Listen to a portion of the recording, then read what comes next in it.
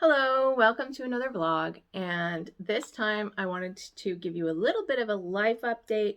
I know that you all saw me write this email in my first vlog on applying for German citizenship, and I'm willing to bet most of you would like an update on that. The update, and the reason I haven't talked about it so far, is there is no update. Apparently in the city I live in, it is a very long, drawn out process. And writing that initial email, it takes at least 6 months to get an answer, and most probably longer. And it has been longer. So if you check, this is vlog number 10, and that was vlog number 1. It has been 9 months since I wrote that initial email, and I have not heard anything. I have called and I have been told, no, you have to write an email. I did that, but I haven't heard back. And they said, oh, yeah, it takes a long time. Great, great. So I'm still waiting for an answer. I'm still waiting for that initial appointment. So we will find out when that happens. I will update you when it happens. But at the moment, I have literally heard nothing. What can you do? Just got to wait it out. So I thought that we could play a little bit of 20 questions. So I have chosen some questions that I think have relatively interesting answers. So if they were super boring, I just skipped over them. But I picked out a few questions and I thought you might want to hear the answers to from me. So this is 20 questions, vlog style. So question number 1 is, how many languages do you speak? Great question. I speak 3. I was born in the US and I'm a native English speaker. So that's my first language. When I was in high school and in college, I took classes to learn German. That is my second language. And I also did a study abroad in Germany, and I was totally going in that direction. And then I went on a mission for my church and they sent me to France. Totally unexpected for me. And I learned French while I was there. Now, my French is no longer very fluent, but I do have some relatively decent pronunciation and like intonation and the flow of the language. I can still speak a little bit. I understand more than I speak, though. So just FYI. But yeah, I still count it as speaking a language because when I was there, I was at a B2 level, which is intermediate level, and it's really relatively fluent. Like you can get around fairly well without help. So I consider myself like speaking the language. I just don't speak it as well anymore. My German is much, much better. My German is at a C1 level, like kind of on the border between C1 and C2. And then English is a native speaker level. So those are my languages. Number 2, are you an introvert or an extrovert? I think that most YouTubers follow this. I am solidly an introvert. I very much prefer to be alone. I like being alone. It's difficult with children, so I can't always be alone when I want to be, but you know, you learn how to deal with it. But I actually really enjoy time to myself a lot. I don't get lonely. In fact, I don't think I've really ever been truly lonely because I like being by myself. Number 3, what was your favorite subject in school? That's kind of a difficult one because they actually had several topics that I really enjoyed. I really liked English because it was the subject that pushed me the most. It was not something that came naturally to me, but I felt the most challenged by. I really liked math and I was really good at it. Like I was the annoying smart kid who knew all the answers and would help my neighbor if they had trouble because I got 100% on almost every test. That was me. But my actual favorite subject to study was science, particularly biology. And when I was in school, that was like my main subject that I was focusing on. And I was like, I think this is what I want to do with my life. And And then I discovered I'm actually better at math. It's okay. Number 4, how old were you when you learned Santa wasn't real, and how did you find out? Uh, this is actually slightly embarrassing. So I was 7 and my little brother was 5. And I also have a couple of older siblings who already knew. And I was clinging on to that belief in Santa Claus. Like, no, he's real. You have to believe in him or you can't get presents, things like that. And then my little brother, 5 years old, goes up to my parents in front of me and says, "Tell me the truth. I really want to know right now, is Santa Claus real or not?" And I'm just, superior 7-year-old, so I'm just waiting for my parents to say, "Of course he's real. And of course I'm right." And then they looked at him and they said, "No, Santa isn't real." I was so angry. I was super angry, and I really felt very betrayed by my parents, and I didn't feel like I could trust what they said anymore. Because of that, I don't perpetuate that myth in my house. I want my children to always be able to trust me. So, my oldest, I told her that Santa is something that we all like to pretend together, and that's why we like to talk about Santa doing things, but it doesn't make him an actual real physical human being. We are kind of Santa. We're the ones who choose the presents and we give them to each other. Yeah, so we're really doing that work. But and I told her it's fine for you to pretend about Santa if you would like to. That's okay. My youngest came along and she just decided one day that Santa was real. I never told her that. I will allow her to pretend that, but I don't think she really believes it. I think that that's just something that she's seen other people talk about and therefore has decided she wants to pretend. But I never told either of my children that. My youngest is 5, so she still believes in Santa, but like I said, I don't think that she really believes it. I think it's more like she's playing pretend, and that's fine. But I would never perpetuate that myth because of how betrayed I felt when I found out that my parents had literally lied to my face. And I don't feel like that that's a healthy thing to do to your children. And I honestly don't think that that's a good thing to do. Now, I won't judge other people who choose to do it. Go ahead. That is your decision. But I personally don't like that tradition. So we have changed it to something we all pretend together because it's fun. Yeah. Oh, I've also told my children never to tell other children that Santa's not real because it's not kind. All right. Number 5, what's your favorite family recipe? I actually put it up on the channel because of course I did. I'm pretty sure my favorite family recipe is Frosted Chewies. I don't think I've ever had them in other places. I have recently seen something semi-similar on somebody else's channel that I was super excited to see because it's so similar, but had a completely different name, and now I can't remember what they called it.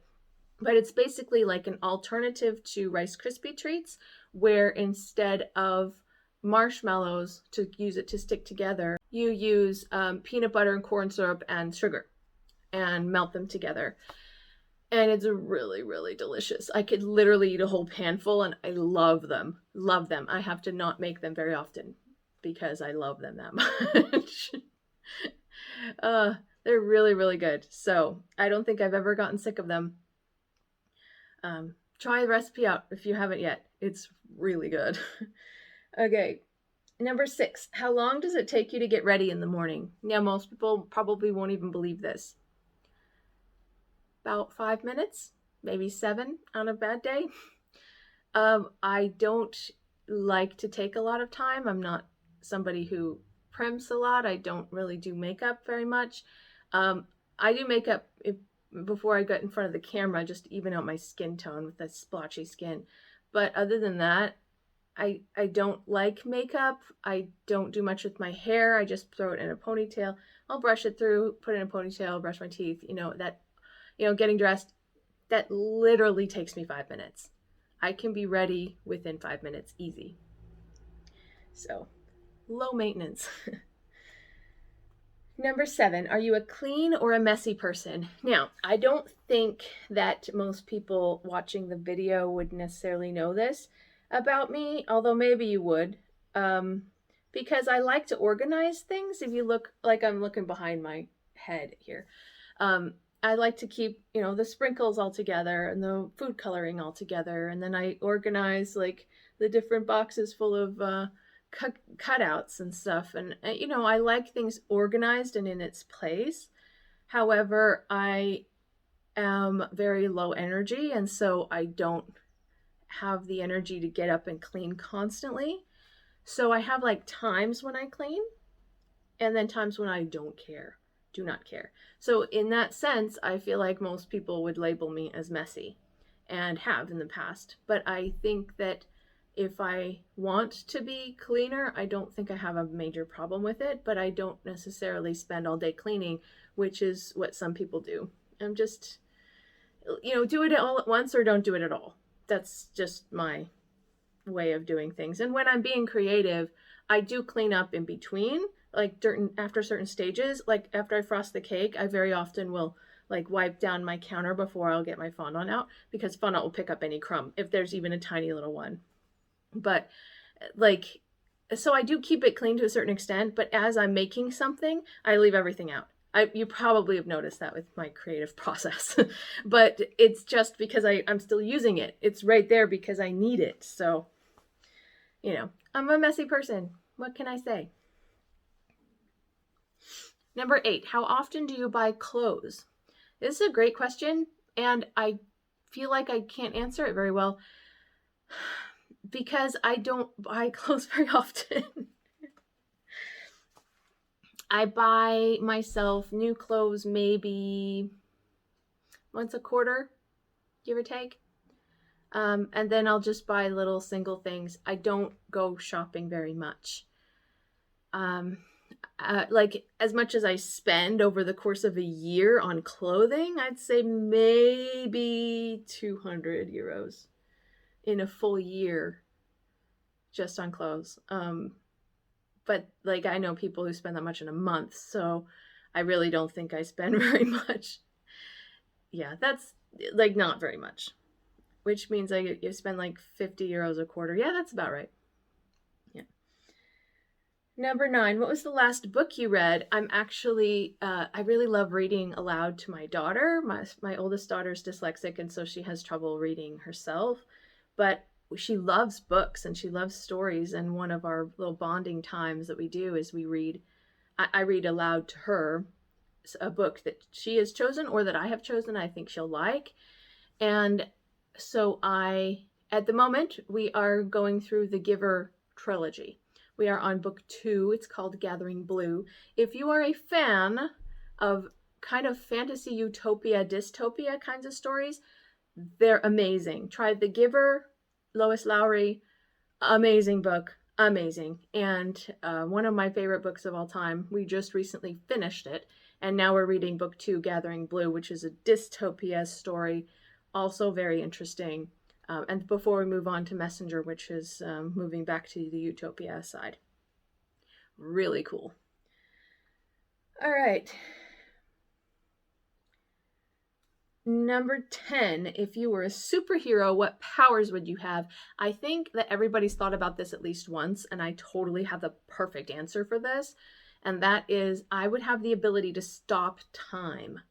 If I could stop time for everybody in the world except me, and I would not age during that time, and I could get tons done, and I would just have more time. That's what I want. I want more time to do things and more energy to be more present for other people, so I'm not so flippin' tired all the time. That is what I would love. All right, number 11, how many pairs of shoes do you own? This goes along with the not having tons of clothes. I don't have tons of shoes. Shocker. I own, I think, 4 pairs of shoes.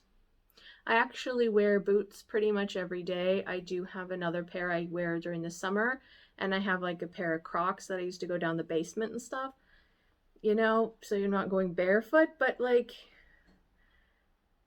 I'm trying to think if I have another. I think I have a pair of tennis shoes somewhere, but I don't know where they are. I haven't worn them in a long time. So I don't have very many pairs of shoes. Like, I'm not a shoe person.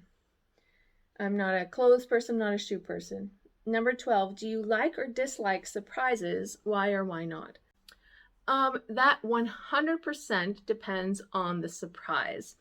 If somebody is surprising me with, like, if somebody comes back home, like my husband comes home and is just randomly bought me a shirt or something, like, that's really sweet. Thank you so much. I love it. So nice. And I think that kind of spontaneity is really kind. However, if you have scheduled my time for me, I may or may not appreciate that. If you have like bought me a trip, I may not be as appreciative of that because I might have plans already. I might not necessarily want to go where you're going, or something like that. And I may or may not have time or energy to do it. So, but like, for example, once someone threw me a surprise party for my birthday and I loved it. That was so nice. But it was at my own house and it was at a time when I was going to be home anyway. Loved that. They didn't force me to go to another location. So, number 13, what does your child want to be when he or she grows up? I have a great answer for this because Sabrina, my oldest, is just turned 9. She has wanted to be a midwife since she was 3 years old. I love that. I love that she wants to be a midwife. I love that she still wants to be a midwife after almost 6 years since she made that decision. She decided that when I was pregnant with her sister, and I was kind of trying to rev myself up to giving birth naturally, which is a whole thing. It's very difficult, and there's a lot of things that can go wrong. And so I was trying to kind of talk myself up, and it's going to be fine. Things are good, and this, your body's made to do this, and things like that. And so, in order to get that feeling across to myself, I was watching some documentaries about midwives and work that they do because they only handle non-complicated pregnancies that don't require C-sections. Yeah. So if a midwife is actually assisting the birth, then it is a natural birth. Yeah. With no complications. So I was watching this show and my 3-year-old daughter comes in and asks me what I'm watching. And it was bedtime. I had already put her to bed. And I told her what I was watching, and she asked if she could watch it too. And at first I thought, oh, I don't know, she's awfully young for this. She might get scared. And then I thought to myself, you know what? This is also a natural process. This is a natural thing that women go through. If she gets scared, I can turn it off. You know what? Go ahead. Let's just watch it together. Come here. She sat on my lap and we watched this midwife show. And she was fascinated. She was just like, wow, that's so cool. And then she was like, what's that? Who's that? Who's that? And I said, oh, that's the mother, and who's that? That's the midwife. She's assisting the birth. And she said, I want to be a midwife. Ever since then, she's wanted to be a midwife. She's 9 years old now. She knows more about female anatomy than any 9-year-old I know, and just really understands what childbirth is, loves pregnancy. Whenever she meets somebody who's pregnant, she asks them very politely, can I please touch your belly? It's adorable. It's adorable. And I never thought that I would have a child that just knew what her calling was in life at age 3. That's life, right? My 5-year-old, on the other hand, still wants to be a princess or a ballerina. Can't decide.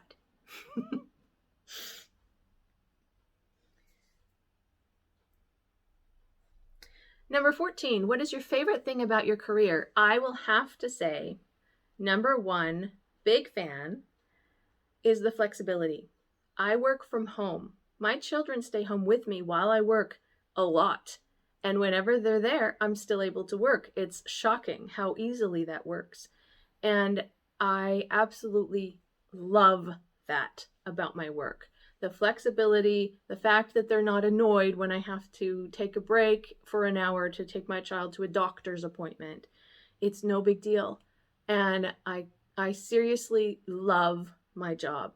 I love the sense of accomplishment you get when you create a report and we send it off and you know that it's finished and you know that it's good. Like, I really, really love my job. I can only recommend that for somebody like me. Number 15, what is your child's proudest accomplishment? So I'm assuming you mean my oldest, because my youngest doesn't, she's 5. Proudest accomplishment for Natalie would probably be, she learned how to use the remote control. She's very proud of that. For Sabrina, I would say learning how to read. She is severely dyslexic, and it took her quite a long time to learn how to read to the point that she could actually understand what's going on in a text. So she's done very, very well this year, very well, and she is now at grade level and ready to move on. So, but that was a really hard time. So she's now finished with the 2nd grade, moving on to the 3rd, but it took her quite a while to learn to read. So she's now reading at 2nd grade level, so it's awesome. We're very, very proud of her as well. Number 16, what did you want to be when you were small? So let's go back to talking about your favorite subject in school. So when I was young, I also used to tutor in reading because I was such a good reader at a young age. I was a peer tutor, I think in grade 4. I was tutoring the 1st graders because I was a very strong reader and I could sit and help them learn to read. And I used to want to be a teacher. And then when I got a little bit older, I wanted to be an actress. That was short-lived. I definitely didn't realize how much energy that would take. It was because I had had some experience doing theater in the stage, and I really enjoyed it, thought that was fun. And so then I was like, oh, I want to be an actress. I'm going to be so amazing. And it's really funny to look back on now and be like, sure you will. Anyways, but the other thing then I wanted to be when I was in high school, and I realized I was actually good at something. I was showing some serious aptitude in math and science, and I realized, I could really do something with this. I want to be a doctor. And I wanted to be a doctor through high school till the end of high school. And when I started college, I realized that I couldn't imagine going to college for a full year without taking a math class. And I thought that that's a sign that my passion is more in the direction of math than it is science. So I should probably look into studying math. And then I was like, okay, well, let's go back to this teacher idea. Yeah. And I tried it and I hated it. I am not very good with large groups of people. Have I mentioned I'm an introvert? And just the fact that you're teaching a big classroom full of people, I didn't have a problem teaching the material. I can teach the material, but I don't enjoy being around that many people and that amount of time. And I just said, you know what? I need something else. So I ended up in IT. So it's technical enough for me. All right, number 17, if you could hire someone to help you, would it be with cleaning, cooking, or yard work? I don't have a yard. I live in an apartment, so cleaning or cooking, I think that's obvious. Have I mentioned that I'm not very clean? Cleaning, 100% of, like, anytime you would ask me, I would always give you the same answer. Cleaning. I hate cleaning. It's not fun. Number 18, what are your hobbies? I mean, cake decorating, making YouTube videos, obviously. I also really love doing research of different topics, which is how I ended up doing Microfiche Microphone. And I also really enjoy handwork. I like to sew, and I also made those little diamond paintings, things like that, something that is really small. That's what I do to relax. So, yeah. Number 19, what is the most unusual thing you've ever eaten? Have I mentioned I used to live in France? Take a wild guess. Escargot. It's very interesting. I am actually a relatively adventurous eater. I will try just about anything as long as it's not poisonous or something that I already know I don't like. Um, if I've never had it before, I will try it. So I did. I had escargot twice. Why did I have it twice? Because it's not that bad. I actually kind of enjoy it. It's kind of slightly tasteless. It's more the texture that's strange, and you have to have it in a really good sauce because that's where the flavor comes from. So try it sometime if you are adventurous enough to try it. Um, there are still a few things that I haven't tried, and a few things that I have tried that I don't like. And so people will say, "Oh, it's just because it's strange, it's new." No, I'm fine with escargot. What I'm not fine with is foie gras, which is disgusting. That's like it's like fatty liver paste. It's disgusting. Ugh. Not my thing. But it's not because I'm not adventurous. I just don't like it. And number 20, what was your first job? I don't know what you would count as a first job. Um, the first thing I ever got paid for, I think, was babysitting or possibly yard work, like pulling weeds, as like an early teen. But as far as like an actual job you go to on a regular basis, I got paid to clean somebody's house before, also as a teenager, but that was a late teen and it was a regular thing. And I then after that, my first real kind of adult job, I would say, was at a temp agency where I was paid to do different kinds of office work. And I can't remember the name of the temp agency, but it had office in the name. It was some sort of office temp agency. And so I did like secretarial kinds of work. And I was pretty good at it. As I mentioned, I'm good at computers. Like, it's not that complicated. It was just normal Excel and Word kind of stuff. Um, so, yeah. If you have any other questions, write them down below and leave your answers to some of them if you wanted to answer any of them down below. I would love to hear what you have to say. And sorry, this one ended up being really long. I didn't really intend that. So I guess 20 questions takes half an hour. Who knew? Um, sorry about that. Next time I'll be a little shorter. Actually, I can't promise that because I'm not sure what my next topic is. Oh, stop chatting, Michelle. So, anyway, I hope you enjoyed that a little bit. I hope to see you in the next vlog.